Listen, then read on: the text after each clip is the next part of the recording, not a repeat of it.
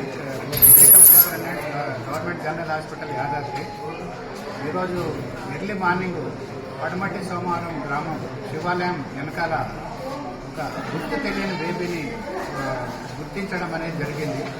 అక్కడ ఉన్నటువంటి ఆశా వర్కర్ ఆ బేబీని గుర్తించి దాంతోపాటు అక్కడ ఉన్నటువంటి ఒక మానవతా దృక్పథంతో ఉన్నటువంటి ఒక వ్యక్తులు, ఒక లేడీ, తర్వాత వాళ్ళ హస్బెండ్ ఆ బేబీని గుర్తించి వెంటనే బేబీ ఏంటంటే చాలా సీరియస్ కండిషన్లో ఉండి కదలలేని పరిస్థితిలో ఇమీడియట్గా అంటే వెంటనే పుట్టినటువంటి బేబీ. ఆ బేబీకి మాయ అంటారు. ఆ మాయతో పాటు అక్కడ ఎవరో పడేసిపోయినారు. అయితే వాళ్ళు గుర్తించి వెంటనే అలర్ట్ అయ్యి ఆ బేబీని మనకు బీబీ నగర్ పిహెచ్సికి తీసుకొని పోవడం జరిగింది. అప్పుడు ఆ బేబీ నుంచి ఆ మాయాను వేరు చేసి అక్కడ ఆ పిహెచ్సి డాక్టర్ల యొక్క అడ్వైస్ ప్రకారం జీజీహెచ్ యాదాద్రిలో పోతే మీకు ఈ బేబీ బతికే అవకాశం ఉందని చెప్పేసి వాళ్ళు జీజీహెచ్ యాదాద్రికి ఇమ్మని చెప్పారు.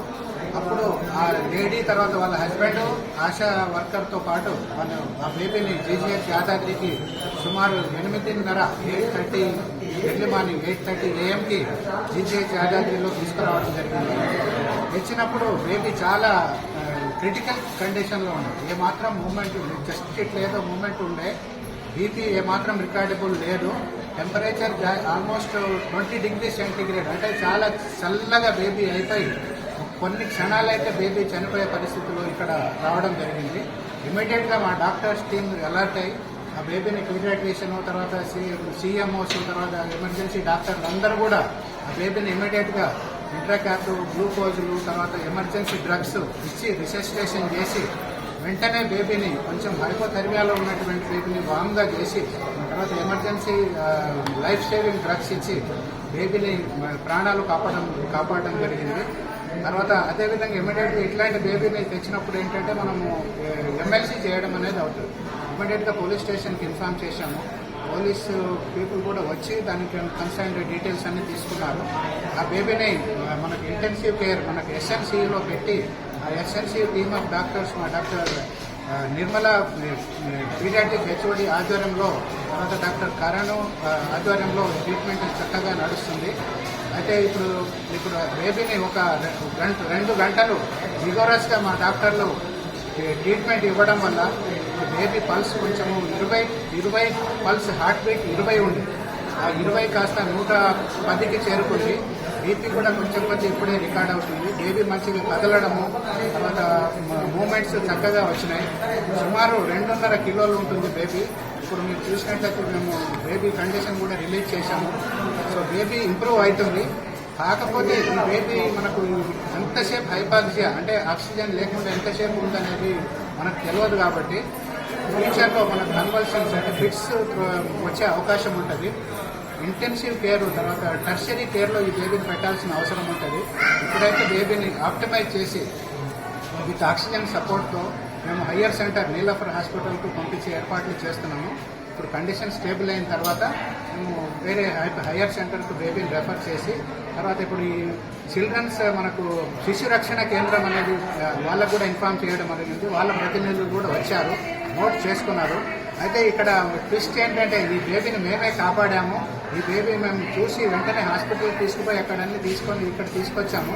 ఆ బేబీ మాకే, వాళ్ళ పాపము దంపతులకు పిల్లలు లేరు, ఆ బేబీని మాకే ఇవ్వాలని చెప్పేసి వాళ్ళు మాకు ప్రాధేయపడడం జరిగింది. అయితే మేము చెప్పాం వాళ్ళకు, అట్లా కాదమ్మా దానికి ఒక ప్రొసీజర్ ఉంటుంది, శిశు రక్షణ కేంద్రానికి ఇన్ఫార్మ్ చేసి వాళ్ళు యాజ్ పర్ ద ప్రొసీజర్ ప్రకారం ఏ విధంగా చేయాలో ఆ విధంగా మీ యొక్క బాధ మాకు అర్థమైంది. కానీ మేము హ్యాండ్ ఓవర్ చేయడానికి రాదు.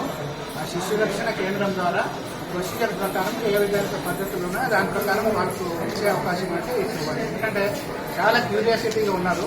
వాళ్ళు లేకపోతే ఆ బేబీనే బతకపోతుంది.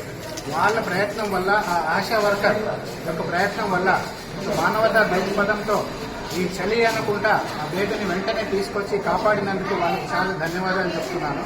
అయితే ఇప్పుడు ఇక్కడ ఏంటంటే ఎట్లాంటి సమస్య ఉన్నా, ఎట్లాంటి ప్రాబ్లం ఉన్నా ఆ పేషెంట్ హాస్పిటల్కి వచ్చి డెలివరీ చేసుకున్నట్లయితే మనకు ఆ ప్రాబ్లం లేకపోతుండే. ఇప్పుడు ఈ తిరిగి బంధతనంతో ఇట్లాంటివి చేయడము మంచిది కాదు. ఇది మానవత దృక్పథంతో కూడుకున్నటువంటి విషయం కాదు. ఇట్లాంటిది ఎవరు కూడా చేయకూడదు. ఎట్లాంటి క్రిటికల్ కండిషన్లో ఉన్నా, ఇట్లాంటి ఇల్లీగల్ ప్రాబ్లం సపోజ్ అట్లాంటి ఏమైనా ప్రాబ్లం ఉండి డెలివరీ బేబీ గర్భం దాల్చినట్లయితే హాస్పిటల్కి వచ్చినట్లయితే దానికి కన్సల్ట్ ట్రీట్మెంట్ ఇచ్చి బేబీని చక్కగా డెలివరీ చేసి సపోజ్ మీకు బేబీ కాకపోతే సంరక్షణ కేంద్రానికి ఏర్పాటు పంపే అవకాశాలు కూడా ఉంటాయి. కాబట్టి మీరు ఇట్లాంటి ఫ్యూచర్లో ఎవరు కూడా ఇట్లాంటి దుర్మార్గానికి పాల్పడవద్దని చెప్పేసి కోరుకుంటూ ఈ యొక్క మన ఎంటైర్ టీంను, మా డాక్టర్లను, మా ఆశా వర్కర్లను, తర్వాత ఆ దంపతులను అందరినీ మనస్ఫూర్తిగా అభినందిస్తున్నాను. ఇంత చక్కటి హాస్పిటల్ స్టాఫ్ను, తర్వాత క్యాజువాలిటీ టీంను, మా నర్సింగ్ స్టాఫ్ను కూడా చాలా అభినందిస్తున్నాను. ఇంత చక్కటి ట్రీట్మెంట్ ఇచ్చి ఈ బేబీకి పోతున్నటువంటి చనిపోయే బేబీని బతికించి ప్రాణాలు కాపాడినటువంటి ఈ యొక్క ఎంటైర్ టీంను మనస్ఫూర్తిగా అభినందిస్తున్నాను. ఈ యొక్క జీజీహెచ్ హాస్పిటల్ వచ్చినందుకు ఇదొక మంచి పరిణామము. ఈ చక్కటి ఎట్లాంటి కండిషన్లో ఉన్న పేషెంట్లు కూడా, బేబీలు కూడా బతికించే డాక్టర్లు ఉన్నారని చెప్పేసి అందరూ గుర్తించాల్సిందిగా కోరుతున్నాను. చరిత్ర సృష్టించినోడు ఇప్పుడు ఆ చరిత్రని తిరగరాయబోతున్నాడు. అబద్ధాల గోడల్ని బద్దలు కొట్టి నిజాలను రాగా మీ ముందుంచబోతున్నాడు. నిజమైన వార్తల కోసం వెంటనే డౌన్లోడ్ చేసుకోండి రా యాప్ని.